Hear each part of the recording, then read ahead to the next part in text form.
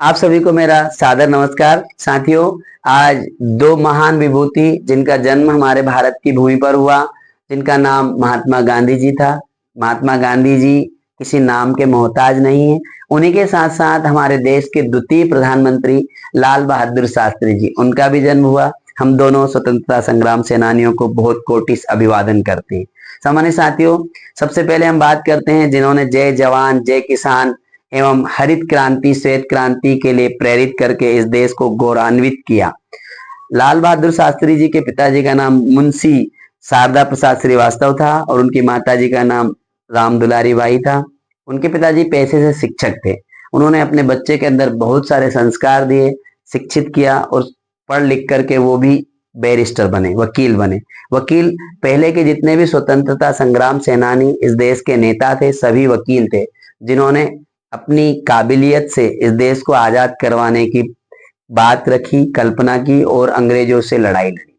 ऐसे ही महान स्वतंत्रता संग्राम सेनानी जिनका जन्म दिवस आज हम मना रहे हैं, माननीय लाल बहादुर शास्त्री साहब।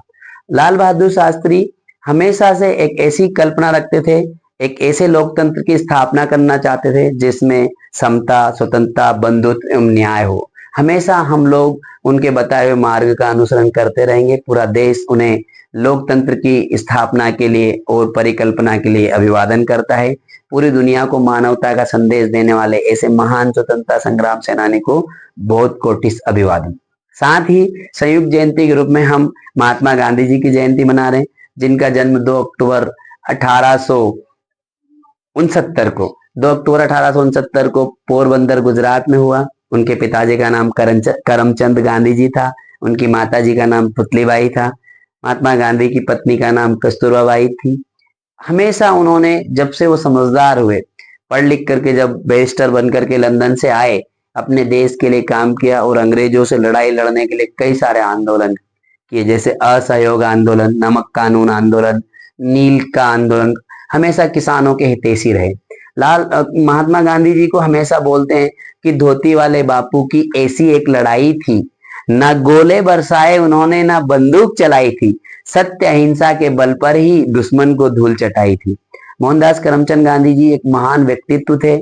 उनके व्यक्तित्व और कृतित्व को पूरा देश जानता है। उनके गुरु गोपाल कृष्ण गोखले जी थे। एक महिला जिनका नाम मीरा बेन था, जिन्होंने महात्मा गांधी जी को अपना गुरु बनाया था।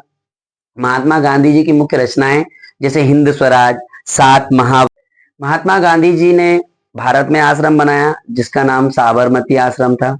हम लोगों ने महात्मा गांधी जी के बारे में सुना है कि साबरमती के संत तूने कर दिया कमाल, है ना। आप लोगों ने सुना होगा कि दे दी हमें आजादी बिना खड़ग बिना ढाल, साबरमती के संत तूने कर दिया कमाल। तो साबरमती आश्रम था उनका। इसके बाद में उनकी शिक्षा वकालत बैरिस्टर की हुई, जो बैरिस्टर बने, इंग्लैंड से पढ़ करके आए।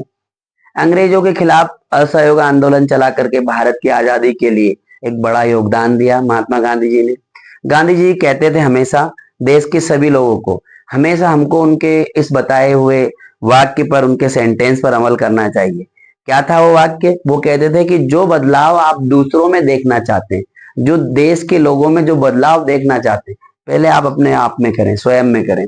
महात्मा गांधी निश्चित रूप से दूरदृष्टा थे, एक महान व्यक्तित्व थे, जिन्होंने पूरे समय संघर्ष किया अंग्रेजों के खिलाफ भारत को आजाद करवाने के लिए। किंतु हम जानते हैं कि सब लोग संतुष्ट नहीं होते। हमेशा कई लोगों ने बोला कि गांधी जी का और सुभाष चंद्र बोस का हमेशा वैचारिक मतभेद रहा, डॉक्टर अंबेडकर साहब का और गांधी जी का वैचारिक मतभेद रहा। तो समय समय पर कई सारे महापुरुष, क्रांतिकारी और कई सारे विद्वान पैदा हुए और उन्होंने अपने जीवन काल में अपने समय पर देश काल परिस्थिति के अनुरूप कार्य किया। आज हम उनके कार्यों का, उनके योगदानों का आज हम लोग फायदा उठा रहे हैं और उन्हें याद कर रहे हैं। आज महात्मा गांधी जी की जन्म जयंती 2 अक्टूबर के उपलक्ष्य में पूरे समस्त देशवासियों को मैं ये कहना चाहूंगा कि आज हम उनको सिर्फ स्वच्छता दिवस या फिर अहिंसा दिवस के रूप में ही याद ना करें, उनके किए गए कार्यों का भी अनुसरण करें।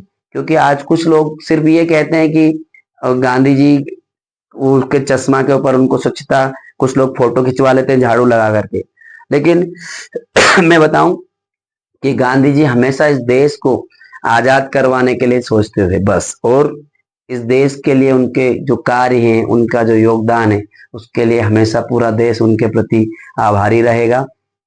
हमेशा उनके विचारों को आज भी हम अमल करेंगे और उनके विचारों से प्रेरित होकर के अपने जीवन को सार्थक बनाएंगे। महात्मा गांधी जी का जो परिनिर्वाण है 30 जनवरी 1948 को हुआ। उनका परिनिर्वाण एक घटना के रूप में हुआ नाथूराम गोडसे के रूप में। नाथूराम गोडसे ने 30 जनवरी 1948 को महात्मा गांधी जी की गोली मार करके हत्या कर दी। एक इतने बड़े व्यक्तित्व का अंत हुआ। आज उनके जन्म जयंती के उपलक्ष्य में हम उनको श्रद्धा के सुमन अर्पित करते हैं, और पुनः जो महात्मा गांधी जो देश के बापू रहे, जिन्होंने सत्य और अहिंसा के सिद्धांतों को अपनाकर पूरी दुनिया को प्रेरित किया, आज हम उनको कोटि अभिवादन करते हैं, नमन करते हैं। आप सबको बहुत बहुत धन्यवाद। नमस्कार।